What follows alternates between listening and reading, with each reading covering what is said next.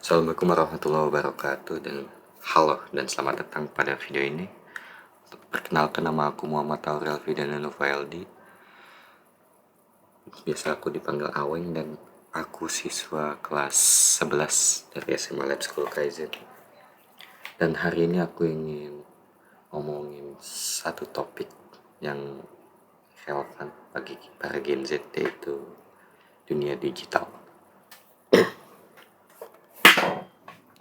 Dunia digital atau sekarang tuh tempat kita bersosialisasi adalah tempat yang begitu menarik, begitu modern, maju, dimana layar kecil ini yang ada di tangan kita ini sudah bisa menjadi sebuah cermin kehidupan. Kita sedih, bahagia, tertawa, bertengkar, perbaikan, bahkan mencintai lewat digital, lewat layar kecil ini. Tapi di balik semua kemudahan tersebut, ada satu pertanyaan besar yang muncul. Apakah teknologi ini benar-benar menghubungkan kita atau justru semakin jauh satu sama lain? Pertanyaan inilah yang menjadi topik pembahasan utama dalam buku Alone Together karya Shirley Turkle. Dia adalah seorang profesor dari MIT yang sudah puluhan tahun meneliti hubungan psikologi antara manusia dan teknologi. Buku ini diterbitkan pada tahun 2011 dan bukunya masih relevan lah ya buat para Gen Z sekarang. Dan penelitian yang dilakukan oleh Shirley Turkle ini menjadi salah satu penelitian paling penting dalam dunia literasi digital dan psikologi modern. Turkle mengajak kita melihat dunia di balik layar, tempat di mana batas antara manusia dan mesin teknologi mulai terlihat pudar. Buku ini menunjukkan bagaimana manusia membangun hubungan, bukan hanya dengan sesama manusia, melainkan dengan buat ciptaan mesin, teknologi, robot, bahkan medsos atau media sosial.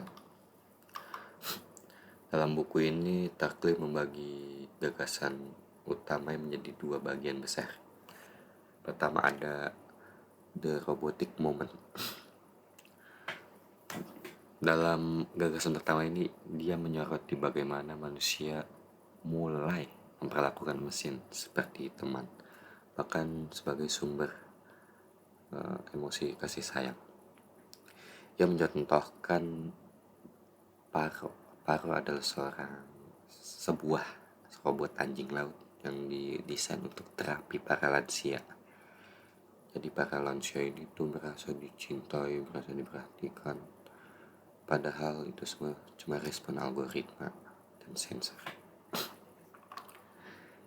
Kita sekarang tuh gak jauh beda dengan mereka. Kita ngobrol dengan AI, curhat dengan karakter AI, bahkan terbiasa melihat robot di restoran atau hotel gitu sebagai pelayan. Padahal hal-hal ini atau mesin-mesin teknologi ini tuh dirancang buat ngertiin kita, tapi sebenarnya tuh mereka gak beneran mengerti. Kita manusia modern juga seperti para lansia itu, pengen punya koneksi emosional, tapi takut atau capek buat beneran berinteraksi. Jadinya kita nyari yang aman aja, yang bisa dikontrol dengan gampang, leluasa, yang gak bakal ngejudge kita. Dan ya, itu semua ada di teknologi mesin itu. Turkle menyebut ini sebagai the illusion of companionship without the demands of friendship. Ilusi kebersamaan tanpa tuntunan pertemanan yang sebenarnya. Dan disitulah letak momen robotik yang dimaksud oleh Turkle beneran terjadi. Ketika hubungan yang dulu hangat, nyata, sekarang digantikan dengan interaksi buatan. Dan ya, langsung aja ke bagian kedua, yaitu ada network, dimana ia membahas kehidupan di era media sosial. Kita selalu online, selalu terlihat, selalu ingin mencari perhatian. Tapi ironis ya, makin sulit untuk benar-benar hadir dalam kehidupan dunia nyata. Kita membangun persona diri digital yang terlihat begitu sempurna, gak ada kekurangan, muka itu benar-benar prima dona gitu.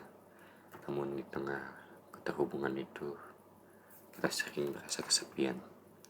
Kita saling follow, saling like, saling komen, saling lah ya, tapi tidak benar-benar saling mengenal. Kita bisa berbicara dengan ratusan orang dalam sehari, tapi merasa tetap gak ada satupun teman yang benar-benar mengerti. Tarkli bilang, teknologi appeals to us most where we are most vulnerable. Teknologi mengikat kita di saat kita paling rapuh. Alih-alih bercerita dengan manusia, kita seringkali memanfaatkan teknologi sebagai pelarian kita. Ketika kita merasa kesepian, kita membuka HP. Ketika kita merasa gagal, kita mencari validasi di dalam internet. Ketika kita merasa takut ditinggalkan, kita membuat post atau status berharap ada mengerti, atau istilah sekarang tuh caper. Buku ini tuh gak hanya cuma mengkritik, melainkan juga sebagai cermin yang memaksa kita menatap diri sendiri. Ia mengajak pembaca untuk berhenti sejenak dan merenungkan pertanyaan, apakah kita mampu duduk dan diam tanpa memegang ponsel dan merasa utuh tanpa harus dilihat orang lain. Tarkli tidak meminta kita untuk meninggalkan teknologi, tapi untuk mencari keseimbangan antar dunia besar itu. Teknologi yang seharusnya mendukung kehidupan manusia, bukan menggantikan kemanusiaan itu sendiri. Yang mengingatkan bahwa teknologi bukan soal berbagi data, tetapi berbagi emosi, dan hal itu hanya bisa lahir ketika kita benar-benar hadir, bukan sekedar online, tapi ada.